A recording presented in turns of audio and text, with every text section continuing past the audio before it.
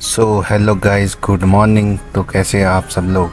तो रात भर ड्राइव करके देहरादून से हेमकुंड साहिब की तरफ हम निकल गए थे और अभी मैं हूँ पुलना गांव में, जो कि स्टार्टिंग पॉइंट है हेमकुंड साहिब और वैली ऑफ फ्लावर का। तो यहाँ पर सुबह हम पहुँच गए थे करीब 5 बजे। तो यहाँ पर हमने आराम करने की सोची और हमने इतना आराम किया कि हमें बज गई थी शाम के 4। तो हमने डिसाइड किया कि टाइम वेस्ट ना करते हुए आज का दिन हम ट्रैक करने में लगा देंगे। तो ये सामने देखिए कितना प्यारा व्यू है वाटरफॉल का। और निकल गए थे हम हेमकुंड साहिब की तरफ पैदल यात्रा, जो कि यहाँ से स्टार्ट होता है पुलना गांव से। ये यहाँ की लास्ट पार्किंग है और जैसा कि आप सबको पता है कि हेमकुंड साहिब सबसे ज़्यादा श्रद्धालु लोग जाते हैं, उनका वहाँ पर धाम है। इसके बाद हम पहुंच गए थे लगभग आधा किलोमीटर ऊपर, और जो हम कभी ट्रैक नहीं करते हैं उनके लिए टफ़ हो जाता है पैदल चलना इतना। तो हमारे भी जो फिज़िकल हेल्थ बोल सकते हैं वो हमारी बहुत ख़राब थी, तो हम काफ़ी थक चुके थे। तो फिर भी हमने हिम्मत नहीं हारी और हमारा जो आज का टारगेट था वो था पुलना गांव से घांगरिया की तरफ, घांगरिया तक पहुंचना। और जंगल चट्टी यहाँ पर रास्ता है। पहले ये रास्ता सीधा हुआ करता था, जब से ये टूटा है तब से इसको थोड़ा डाइवर्ट कर दिया है, जिस वजह से रास्ता थोड़ा लंबा हो चुका है यहाँ पर भी। तो फाइनली हम पहुँच चुके थे यहाँ के बीच वाले मार्केट में। और जैसा कि आपको दिख रहा है कि यहाँ पर ज़्यादातर लोग, यहाँ पर सरदार लोग जो है घोड़े से चलते हैं, और जिनको इच्छा है वो पैदल भी चलते हैं। मोस्ट ऑफ द केस में लोग पैदल और घोड़े से ही चलते हैं। पालकी से भी कुछ लोग जाते हैं, ऐसा नहीं है। तो चलते चलते भूख भी लग जाती है, तो रास्ते में हमने खाया चिप्स विप्स, और हमारे जो कोल्ड ड्रिंक सबसे फेमस है रास्ते में, तो उसको खा दिया हमने। उसके बाद हम फिर से निकल गए थे अपने ट्रैक की तरफ। रास्ते में हमें बहुत सारे लोग मिले जो कह रहे थे कि अब तुम बहुत लेट हो गए हो, मत जाओ ऊपर की तरफ, नीचे चले जाओ। तो हमने जो टारगेट था ही हमारा घांगरिया तक जाने का, हमने उसको रखते हुए चल दिए आगे की तरफ। और धीरे धीरे जैसे हम आगे बढ़ रहे थे वैसे वैसे हमको जो अंधेरा था वो होते जा रहा था। और देख सकते हैं कितना खूबसूरत यहाँ पर ये पेड़ों के बीच का जो रास्ता था वो था।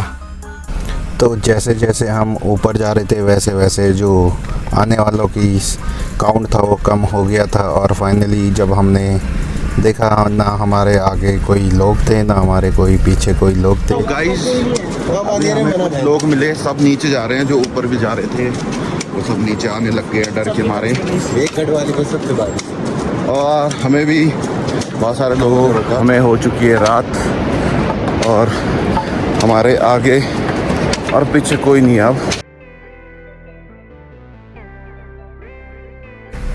तो रास्ते में हमें एक छोटा सा मंदिर मिला, यहाँ पर मत्था टेक के हम चल दिए ऊपर की तरफ। और यहाँ रास्ते में हमको मिली एक शॉप, लगभग 7 बज गई थी और अंधेरा छा गया था।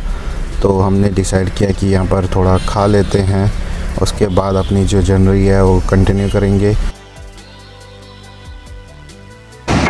तो ये हम जा रहे हैं बुंजार के पुल में और पूरा अंधेरा हो गया है और नीचे जो नदी की आवाज़ है।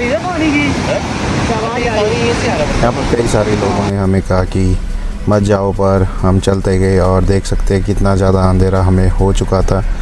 हमें यहाँ पर हमारे पास एक ही टॉर्च थी, जो कि वहाँ पर कैंप लगा था सरदार लोगों का, मेडिकल कैंप, उन्होंने हमको दी। और यहाँ पर खुवाड़ जंगल था जहाँ पर लिखा था कि जंगली जानवर का खतरा है हमें, पर देख सकते हैं। और जो ये पानी था, इस पानी इतना ठंडा पानी था। शहर में हम करते हैं कि चिल्ड वाटर दे दो, चिल्ड वाटर दे दो, और ये इतना चिल्ड था कि नेचुरल वाटर इतना चिल्ड था कि इसको पिया भी नहीं जा रहा था।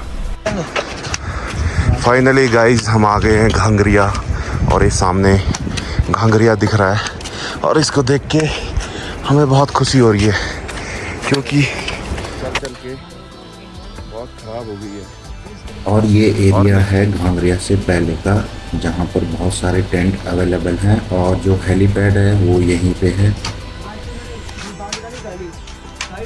और लगभग 10 बजे करीब हम घांगरिया के काफ़ी नज़दीक थे, लगभग आधा किलोमीटर घांगरिया का जो मार्केट है वो रह चुका था हमारे लिए, जहाँ पर हमारे जो रिश्तेदार हैं उनके होटल है, तो वहाँ पर हमें रुकना था। तो हमें रहने की कोई चिंता नहीं थी, बस हमें पहुँचना था। और फाइनली देख सकते हैं हम पहुँच गए थे घांगरिया का मार्केट।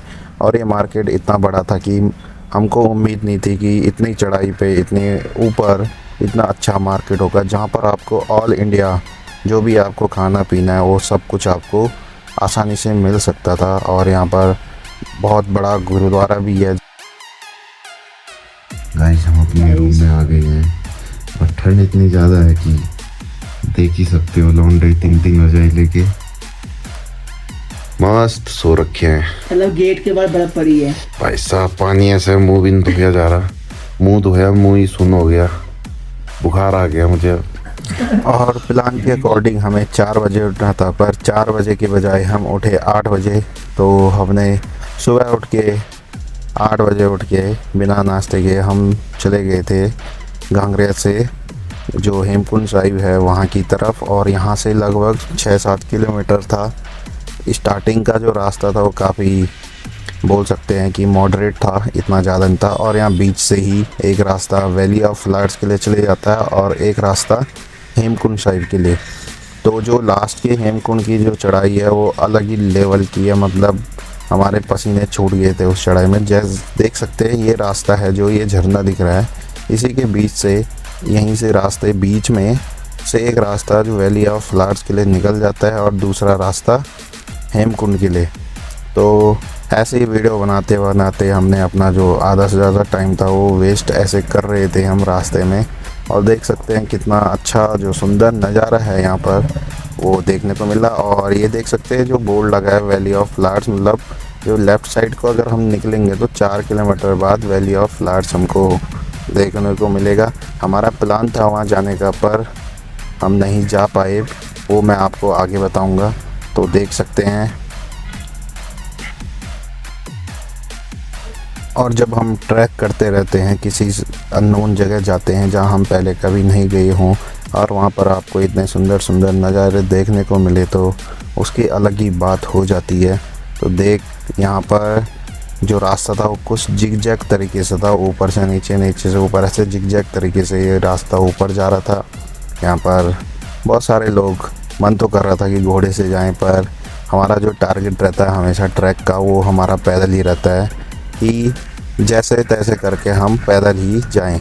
और यहाँ पर बहुत सारे यहाँ पर हमको वाटरफॉल मिल जाते हैं देखने को रास्ते पर।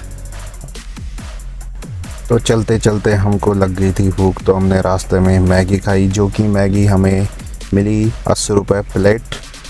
यहाँ पर थोड़ा, जब भी हम किसी ट्रैक को चलते हैं तो महंगाई तो ऑब्वियस सी बात है, जब सामान घोड़े से आ रहा है या किसी किराए से आ रहा है तो उसका जो रेट है वो दुगना बढ़ जाता है। ऐसी जो मैगी हमको मार्केट में 10 रुपये की मिलती है और पकाने के बाद 30-40 रुपये की, वो यहाँ पर 80 रुपये की हो जाती है। तो इसमें कोई बड़ी बात नहीं है कि यहाँ पर महंगा क्यों मिलता है। हर कोई इस बात पे ऑब्जेक्शन करता है कि इतना महंगा क्यों होता है, चाहे हम केदारनाथ ट्रैक पे चले जाएं या किसी भी ट्रैक में चले जाएं। तो अक्सर लोगों को देखा होगा कि वीडियो बनाते हैं कि यहाँ पर लूट रहे हैं, महंगाई है, पर ऐसा नहीं है। सारा सामान जो है वो घोड़ों से आता है, इस वजह से जो सामान है वो महंगा बेचना पड़ता है दुकानदार को भी, क्योंकि प्रॉफिट तो हर किसी को चाहिए अगर कोई शॉप खोल रखा है। तो ये लास्ट पॉइंट था जहाँ तक घोड़े जा रहे थे, क्योंकि बीच में जो है बर्फ़ से पूरा रास्ता ख़राब, मतलब ख़राब कह सकते हैं, घोड़ों लायक नहीं था। तो यहीं तक घोड़े जाते। इसके बाद जो पालकी वाले हैं, अगर किसी को नहीं जाना है पैदल तो वो पालकी के मदद से जा सकते हैं। अगर आपने केदारनाथ ट्रैक किया हो या यमुनोत्री का ट्रैक किया हो तो आपको एक बार वैली ऑफ फ्लावर और ये हेमकुंड का ट्रैक भी करना चाहिए। आपको बोलते हैं अलग लेवल का यहाँ पर जो चढ़ाई है वो है, और जो व्यू है हर तरफ वो आप देख ही सकते हैं कि कितने वाटरफॉल्स यहाँ पर हैं। और अगर आप पैदल चलने के शौकीन हैं तो इससे अच्छा ट्रैक आपको मिल नहीं सकता है, क्योंकि मैंने जितने भी ट्रैक किए हैं उनमें से ये अलग लेवल का ट्रैक था। मैंने रुद्रनाथ ट्रैक भी किया है, मधमेश्वर भी किया है, तुंगनाथ किया है, केदारनाथ किया है, यमुनोत्री का ट्रैक किया है। तो ऐसे ट्रैक्स मैंने किए हैं, तो ये जो ट्रैक था ये भी काफ़ी बोल सकते हैं सुंदर था। और यहाँ पर 2 रास्ते हैं हेमकुंड पहुँचने के। एंड जब हम लास्ट पहुँचने वाले होते हैं तो एक सीढ़ी वाला रास्ता है, एक ये सामने से आपको दिख रहा है वो रास्ता है। तो अगर कोई सीढ़ी से चल सकता है तो उसके लिए ये सीढ़ी वाला रास्ता है। ये बिल्कुल खड़ा चढ़ाई वाला रास्ता है। दूसरा जैसे हम चलते आ रहे थे जिग जैग तरीके से वो रास्ता था। तो आप देख सकते हैं खुद ही कितना जो सीढ़ी वाला रास्ता वो कितना चढ़ाई वाला था। तो फाइनली हम पहुंच चुके थे हेमकुंड साहिब के गुरुद्वारे में। और यहाँ पर बहुत सारी जो श्रद्धालु थे वो आ रखे थे और यहाँ पर रुकने की व्यवस्था नहीं होती है। तो लोग सुबह आते हैं और दिन तक सारे जो नीचे चले जाते हैं घांगरिया, या जिसका हेलीकॉप्टर बुक है वो घांगरिया से सीधे बोल सकते हैं गोविंद घाट चले जाते हैं। तो फाइनली हम पहुंच चुके थे हेमकुंड साहिब के गुरुद्वारे में। और तो आप सामने देख सकते हैं लक्ष्मण लोकपाल जी का मंदिर भी यहाँ पर, जो कि लक्ष्मण जी का मंदिर है। और जब रामायण काल खत्म हुई थी तो उसके बाद जो लक्ष्मण जी थे वो यहाँ पर आए थे, उन्होंने यहाँ पर तपस्या की। और यहाँ पर जो 7 पहाड़ी है उनके बीच में जो झील है वहाँ पर उन्होंने तपस्या की थी। तो उसके बाद सिख लोगों के जो गुरु थे वो भी यहाँ पर आए थे, तो उन्होंने भी यहाँ पर जो ध्यान किया था, तपस्या की थी। तो उस वजह से जो हिंदू धर्म और जो सिख धर्म के लिए एक पवित्र स्थल है, यहाँ पर देख सकते हैं आप हिंदू धर्म लोगों के लिए जो लोकपाल लक्ष्मण जी का मंदिर है और सिख लोगों का यहाँ पर गुरुद्वारा है।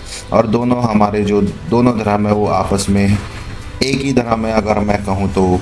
उस वजह से यहाँ पर हम दोनों जो धर्म के लिए ये एक पवित्र स्थल है। और ये जो पानी था ये पूरा बर्फ़ का पानी था, इसमें मैंने डुबकी लगाई और जो पूरी थकान थी हमारी रास्ते भर की वो निकल चुकी थी। क्योंकि आप सोच सकते हैं कि जो आइस का पानी था वो कितना ठंडा हो सकता है यहाँ पर। तो ये आप देख सकते हैं पानी में अभी भी बर्फ़ जमा हुआ है, तो उस वजह से आप सोच सकते हैं कि कितना ठंडा पानी था। तो गुरुद्वारा के दर्शन करने के बाद हम आ गए थे अपने लक्ष्मण जी के मंदिर में। श्री लोकपाल लक्ष्मण मंदिर इस मंदिर का नाम है। और पंडित जी थे तो अंदर उन्होंने हमें पूरी कहानी सुनाई। तो आप इंटरनेट पे इस चीज़ के बारे में पढ़ सकते हैं और यहाँ पर आके दर्शन कर सकते हैं। तो उसके बाद हम मंदिर के अंदर गए, वहाँ पर हमने वीडियो नहीं बनाई, जैसा कि हर मंदिर में लिखा होता है कि वीडियो ना बनाएं। उसके बाद पंडित जी ने हमें जो भी उस मंदिर से रिलेट कहानी थी या जो भी उससे रिलेट आज तक चला आ रहा है वो हमें सुनाया। उसके बाद हमने कहानी सुन के दर्शन करके प्रसाद लेके हम आ गए थे वापस।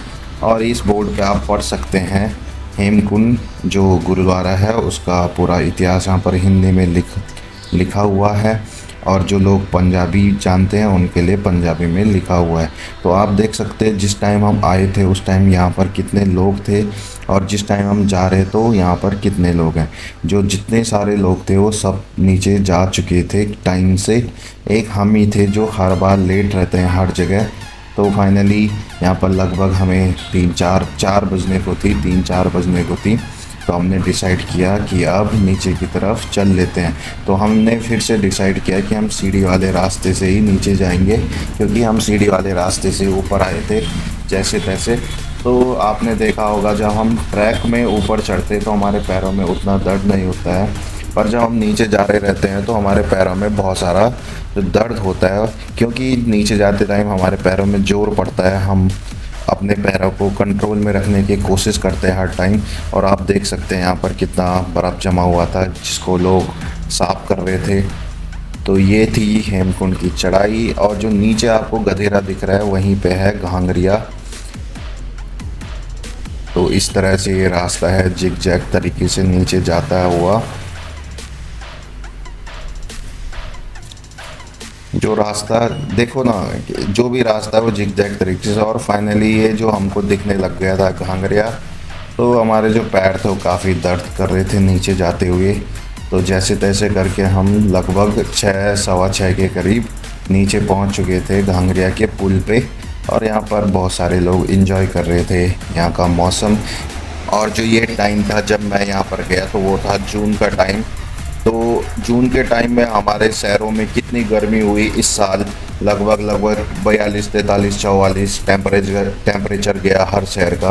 देहरादून का टेम्परेचर जहाँ मैं रहता हूँ वो भी 42 डिग्री तक गया मैक्सिमम। और यहाँ जब हम आए थे घांगरिया में तो यहाँ का जो पानी था उस पर भी हाथ नहीं लगाया जा रहा था, इतना ठंडा था। और रात को हमने 2-2 रजाई लेके हम सोए। तो आप सोच सकते हैं कि कितना फ़र्क है यहाँ के मौसम में। जून के महीने यहाँ पर इतना ठंडा है, तो आप सोच सकते हैं कि सर्दी के टाइम पे यहाँ पर कितना ठंडा रहता होगा। इसी वजह से यहाँ पर बंद किया हुआ रहता है ताकि जो सर्दी है उसका कोई शिकार ना बन जाए। तो यहाँ पर आप देख सकते हैं कि हेलीकॉप्टर जो भी गोविंद घाट से आते हैं 2 मिनट मैक्सिमम 2 मिनट में ये आपको गोविंद घाट से यहाँ पर ले आता है। और अगर आप पैदल नहीं चलना चाहते हो और आपके पास टाइम भी कम है तो आप हेलीकॉप्टर से आ सकते हैं घांगरिया तक। और मेरे को आने वाले टाइम पे हेलीपैड जो है हेमकुंड साहिब के नीचे भी बन रहा है, तो आपको आने वाले टाइम पे आप सीधे मंदिर तक पहुंच सकते हैं, क्योंकि घांगरिया से लगभग 7-8 किलोमीटर हेमकुंड साहिब का गुरुद्वारा रह जाता है। तो उसमें भी टाइम कंज्यूम हो सकता है। अगर आप हेलीकॉप्टर से आ रहे हैं तो आने वाले टाइम पे ये जो टाइम है वो और कम हो जाएगा, क्योंकि जो हेलीपैड है वो नया ऊपर भी बन रहा है।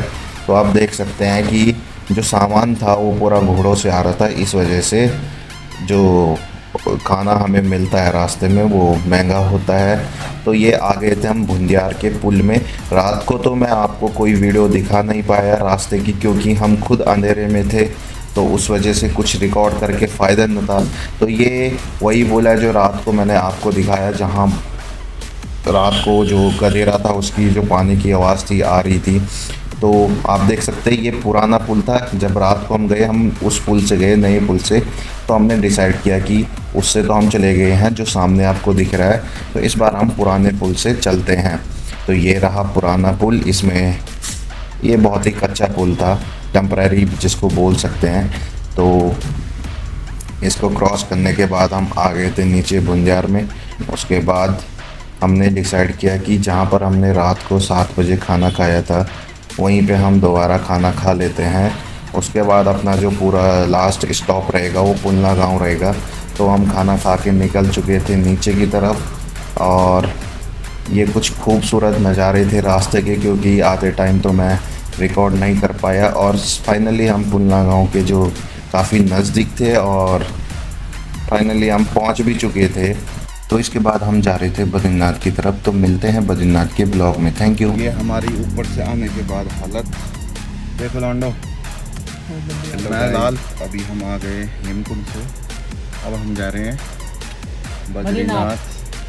तो दर्शन कब तक होते हैं वो देखते हैं, और उसके बाद हमें सीधे जाना है देहरादून के लिए।